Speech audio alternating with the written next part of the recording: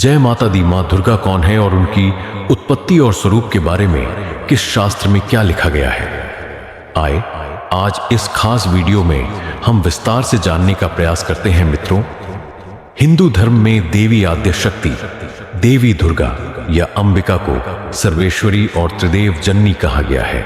वेद, उपनिषद, पुराण सहित अन्य हिंदू शास्त्रों में उनकी उत्पत्ति और स्वरूप का विस्तार से वर्णन किया गया है।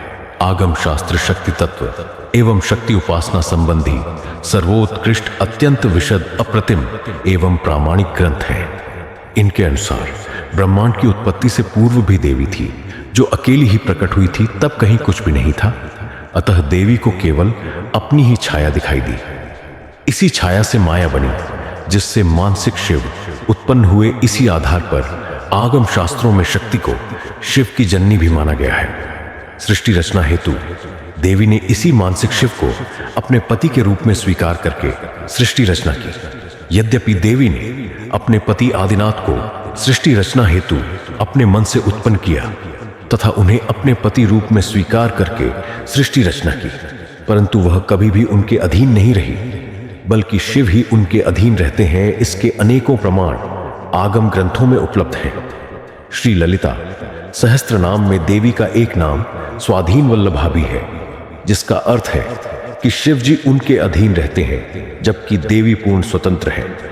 देवी भागवत के अनुसार देवी भागवत के स्कंध 7 में भगवती देवी अपने पिता नगाधिराज हिमालय को अपने प्राकट्य का विवरण देते हुए कहती है, हे नगाधिराज, हिमालय सृष्टि से पूर्व मेरे अलावा कहीं कोई भी नहीं था। अपने ही आधार शिव का वर्णन करके मुझ में दोष आ गया और मैं एकोह बहुश्याम की कामना करके सृष्टि रचना में निमग्न हो गई। वृक्षोपनिषद के अनुसार सृष्टि से पूर्व देवी ही थी। पराशक्ति सर्वव्यापी तथा सदचित एवं आनंद रूपा है। पराशक्ति, चित्त शक्ति, परमेश्वर, ब्रह्मांड जननी तथा आद्य शक्ति, ब्रह्मा तथा आत्मा, सब इसी के नाम है। वह आद्या इसीलिए कही जाती है कि इनसे पहले कोई नहीं था। देवी ने ही ब्रह्मांड की रचना की। ब्रह्मा, विष्णु, महेश समेत समस्त प्राणी मात्र को जन्म दिया। ब्रह्मांड में जो कुछ भी है सब देवी में ही ओतप्रोत है। यह शक्ति स्वयं प्रकाशित होती है, यही आत्मा है। यही शक्ति नित्य निर्विकार परमात्मा की चेतना की देवतक है। यही महात्रिपुर सुंदरी है। इसी पराशक्ति को 10 महाविद्याओं यथा काली, तारा, त्रिपुर सुंदरी, भुवनेश्वरी, त्रिपुर भैरवी, धूमावती, छिन्नमस्ता, बगुलामुखी, मातंगी तथा कमला एवं प्रत्यंगिरा, दुर्गा, चंडिका, गायत्री, सावित्री, सरस्वती तथा ब्रह्मानंद कला के रूप में भी पूजा जाता है। विभिन्न शास्त्रों में शक्ति शब्द stands for power which is defined with different meanings. आगम शास्त्रों में इसे पराशक्ति कहा गया है। Within Agama Shastras that is defined Mahadevi, Bhagwati, Ishwari तथा मूल प्रकृति आदि नामों से भी जाना गया है। शक्ति के स्वरूप के संबंध में वर्तमान समय में अधिकांश हिंदू धर्मावलंबियों के मन में अत्यंत भ्रांति मूलक, असत्य एवं अस्पष्ट विचारधाराएं विद्यमान हैं। इसका मुख्य कारण यही है कि ऐसे व्यक्तियों के पास इस परम दिव्य, परम उदात्त एवं परम अद्वैतवाद शाक्त दर्शन को समझ सकने के लिए सूक्ष्म दृष्टि तथा सूक्ष्म विवेक है ही नहीं। शक्ति के वास्तविक स्वरूप का दिग्दर्शन कराने के लिए इस वीडियो में आगम शास्त्रों, वेदों, उपनिषदों, पुराणों, देवीय अथर्व शीर्ष से कतिपय उदाहरण प्रस्तुत करते हुए शक्ति के कुंडलिनी रूप, प्रकाश रूप एवं वे गणपतियों के गणपति, शैवों के शिव, वैष्णवों के विष्णु तथा सौरों के सविता ही शाक्त की त्रैलोक के सुंदरी महाशक्ति है। जिस परम तत्व को वेद मंत्रों ने पुरलिंग शब्द से, वेदायों ने नपुंसक लिंग से प्रतिपादित किया है। शाक्त धर्म प्रेमियों ने सच्चिदानंद स्वरूपा उसी महाशक्ति को स्त्रीलिंग मानकर प्रतिष्ठित किया है। आगम शास्त्रों में देवी के विभिन्न स्वरूपों, साकार एवं निराकार का प्रतीकात्मक विवरण भी मिलता है। 10 महाविद्याओं के अंतर्गत प्रथम महाविद्या श्री आद्याकाली के साकार स्वरूप का जो विवरण उपलब्ध है, उसके अनुसार काली का रूप अत्यंत भयंकर एवं धरावना है। उनका वर्ण काला है, परंतु शक्ति के उपासक उन्हें परम रूपवती तथा करोड़ों सूर्य के समान प्रकाशमान देखते हैं। वह दिगंबरा है, परंतु भक्तों को समस्त ऐश्वर्य प्रदान करती है।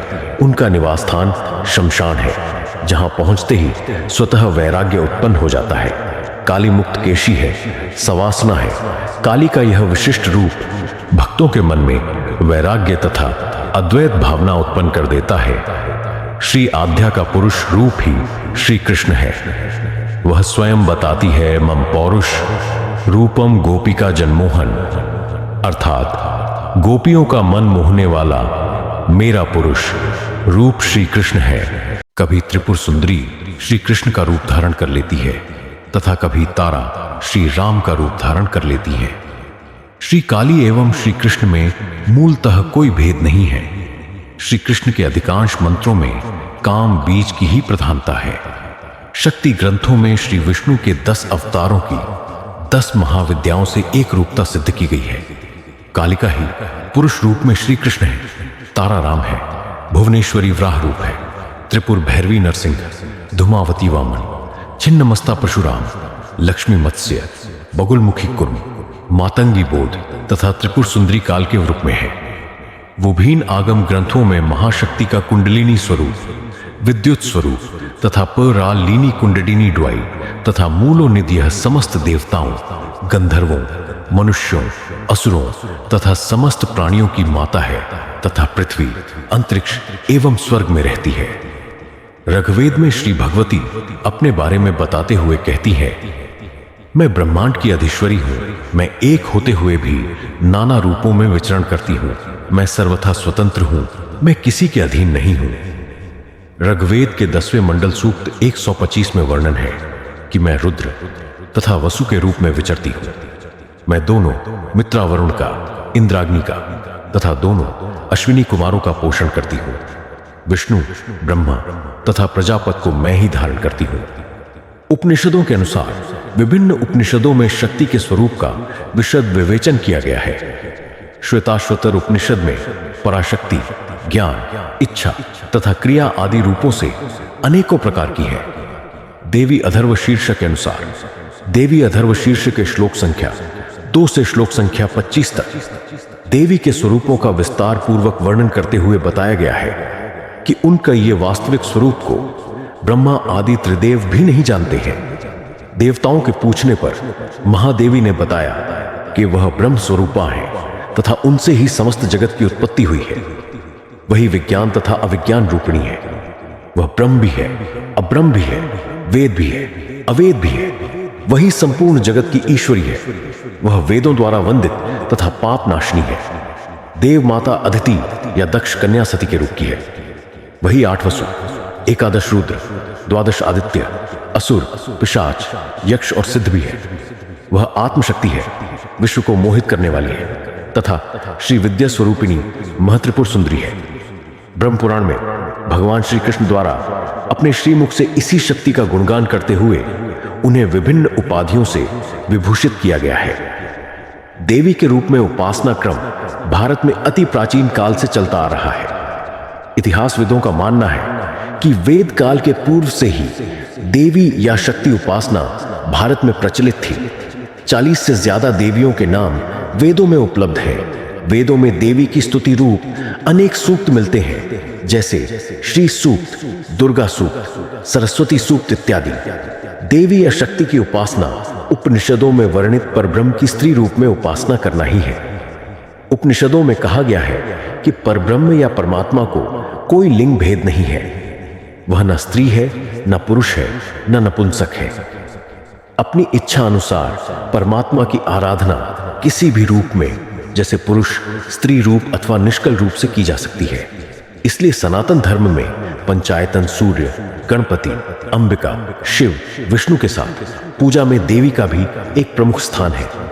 पर ब्रह्म परमात्मा एक ही है, परंतु ऋषि ज्ञानी लोग उस एक ही तत्व को शिव, विष्णु, काली, दुर्गा, गणपति इत्यादि नामों से पुकारते हैं। ऋग्वेद में कहा गया है कि एकम सद्धिप्रा बहुधा वदंती, अर्थात नाम, रूप आदि में भिन्न होते हुए भी परमात्मा एक ही है। हमारे शास्त्र और ग्रंथ बारंबार कहते हैं कि भिन्न भिन्न देवताओं में भेद दृष्टि नहीं रखनी चाहिए। जो ब्रह्मा नाम से पुकारा जाता है यही हरि है, जो हरि है वही महेश्वर है। जिसको हम काली कहते हैं, वही कृष्ण है, वही राम है। देव और देवियों में अंतर ही नहीं है। सकल जगत शिव शक्तिमय है। तंत्र शास्त्र में कहा गया है कि शिव, दुर्गा, विष्णु इत्यादि देवताओं में एकत्व मानना चाहिए। जो इनमें अंतर या भेद देखता है वह मूढ़मती घोर नरक में जाता है। देवी भागवत में कहा गया है कि वही चिर सुख और शांति पाता है जो देवों में भेद नहीं देखता। देवी आराधना का परिचायक विपुल साहित्य संस्कृत में रचा गया है। तंत्र शास्त्र के हजारों ग्रंथ देवी का स्वरूप, रहस्य, महत्व प्रकट करते हैं। श्रीमद् देवी भागवत, जो भगवती भागवत नाम से भी प्रसिद्ध पुराण है, उसमें भी देवी की महिमा व्याख्यान और कथा रूप में प्रस्तुत है। देवी भागवत, यम भक्ति से ही देवी भागवत का रहस्य प्रकट हो सकता है। यही उक्ति इस विषय में प्रमाण है। हर एक व्यक्ति की योग्यता, इच्छा, रुचि के आधार पर भक्ति मार्ग भिन्न भिन्न हो सकता है, किंतु सभी मार्गों का उद्देश्य परमात्मा ज्ञान अथवा परमात्मा साक्षात्कार यह एक ही है। समस्त जगत ही दुर्गा रूप है, वही एक अद्वैत तत्व है। सर्वव्यापी भगवती का सुंदर वर्णन उमा सहस्त्र नामक ग्रंथ में इस प्रकार किया गया है। पुष्प, चंदन आदि से पूजा करते समय भगवती प्रतिमा में दिव्य रूप में वास करती है। स्तुति करते समय शब्द ब्रह्म के रूप में मंत्रात्मिक होकर शब्दों में उसका साक्षात्कार होता है। चिंतन समय में ध्यान करते समय वह हमारे अंतरंग में, हृदय में व्याप्त होती है। उसके नित्य स्वरूप के बारे में जब हम सोचते हैं या विचार करते हैं, तब हमें पता लगता है कि भगवती सर्वगत है, अखिल विश्व में व्याप्त है, उसके सिवा कुछ नहीं है। भगवती के भक्तों का दृढ़ विश्वास है कि विश्वात्मिका जगत जननी अपने भक्तों के सकल प्रकार के भय, दारिद्र्य, दुख आदि का निवारण केवल स्मरण मात्र से ही कर सकती है। भगवती हमेशा माता के रूप में करुणापूर्ण, दया दिचित्त से भक्तों की सहायता करती है। उसके सिवा इस प्रकार की दया कोई नहीं कर सकता। अंतर में हमारी यही प्रार्थना है कि सर्व चैतन्य रूपिणी अज्ञान और अंधकार को दूर करने वाली समस्त विश्व की कारण भूता आद्य शक्ति की उपासना हम करते रहे और वह श्री भगवती हमें सत प्रेरणा दे और सन्मार्ग में हमें ले चले। मित्रों, आशा है कि आपको यह वीडियो पसंद आया होगा। अगर हां तो इसे लाइक करें और अपने परिवार व मित्रों के साथ जरूर शेयर करें। कमेंट बॉक्स में जय माता दी लिखकर अपना प्रेम और आशीर्वाद जरूर जताएं। ऐसे ही और भी रोचक और ज्ञानवर्धक वीडियो देखने के लिए हमारे चैनल सनातन जी को सब्सक्राइब करें और बेल आइकन दबाएं, ताकि हर नया वीडियो सबसे पहले आप तक पहुंचे। जय माता दी।